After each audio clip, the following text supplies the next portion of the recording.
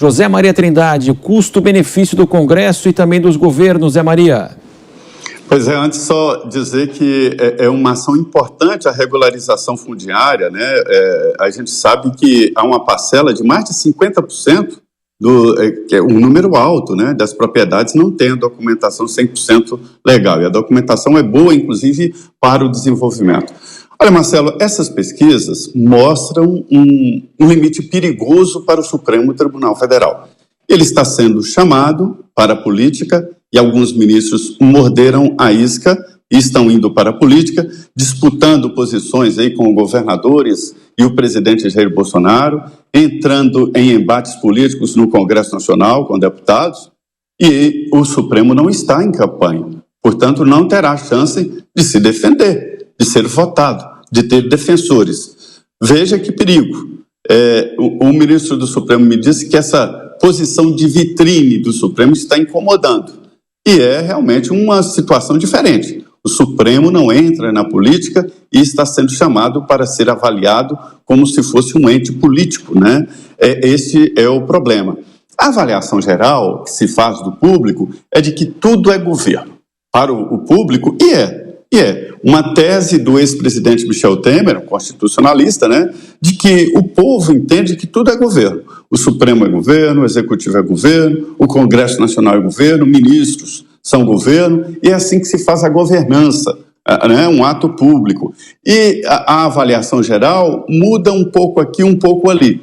A gente vê que os seguidores do presidente Jair Bolsonaro, que não são poucos, né, está aí, vai para o segundo turno, eles, na sua maioria, estão com a ideia negativa do Supremo Tribunal Federal. O que eu falo é a dificuldade do Supremo para interceptar isso e para se defender, porque lá não tem políticos, deputados e senadores, tem ministros que julgam, e quando ele julga, ele acaba agradando metade e desagradando outra. Toda decisão é assim, de um lado adora, de outro lado detesta, qualquer que seja a decisão do juiz.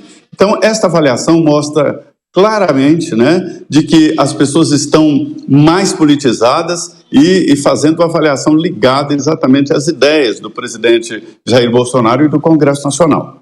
Sem dúvida, Zé Maria, você fala ouvindo as pessoas, né, desse protagonismo do Supremo Tribunal Federal. Basta lembrarmos aí recentemente que o Supremo aprovou prisão em segunda instância, o ex-presidente Lula foi preso, depois revogou a prisão em segunda instância, o ex-presidente Lula foi solto. E aí nós tivemos aquela decisão que mostra todo o protagonismo nesse cenário que estamos vivendo hoje nas eleições, o restabelecimento dos direitos políticos do ex-presidente Lula.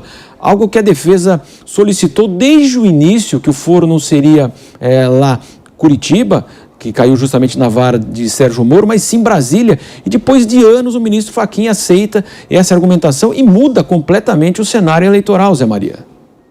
Um cavalo de pau na política. Foi um tranco, né? Você disse tudo. Lá no início, Sérgio Moro, inclusive, mandou aqui para Brasília, para o Supremo, todos os processos, as investigações. Eu acompanhei isso aí muito de perto, passo a passo. O então ministro Sérgio Moro e o Deltan Dallagnol adotavam a estratégia de não lidar com foro privilegiado. Então, quando um depoente começava a falar em nome de deputado, e eram muitos líderes e tal, imediatamente o juiz interceptava e dizia: nós não estamos investigando servidores públicos, nós não estamos falando em pessoas que têm prerrogativas de foro. E aí o depoimento ficava ali, porque se continuasse e falasse de deputado, de senador, aí o processo subiria para o Supremo, prerrogativa de foro privilegiado. Até que chegou um ponto que começou a misturar.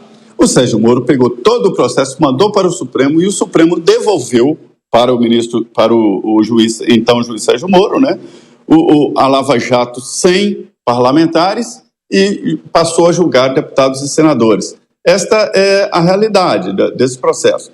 Aí lá no final, depois que o Lula foi preso, quer dizer, tem alguma coisa muito estranha, muito errada nessa história. Um ex-presidente da República, né, ser preso por algo que ele não fez é o absurdo do absurdo do absurdo. Mas não foi. Ele foi preso pelo que ele fez, pelas provas que existiam. Tudo está comprovado, ele foi condenado em primeira instância e em segunda instância, tribunal colegiado, e até no Tribunal de Justiça, né? E depois acharam que era melhor acabar com os processos, estão extintos, mas não porque ele foi inocentado, não porque não havia provas, mas é o chamado julgamento jurídico sobre erros, né, que teriam sido cometidos aí com relação à vara de Curitiba. Agora, veja que inversão que o Supremo está fazendo. Lula não tem nenhum processo mais. Todos foram engavetados. E o presidente Jair Bolsonaro está com 7 inquéritos aqui no Supremo Tribunal Federal. 6 no Supremo e 1 no Tribunal, no TS, Superior Tribunal Eleitoral.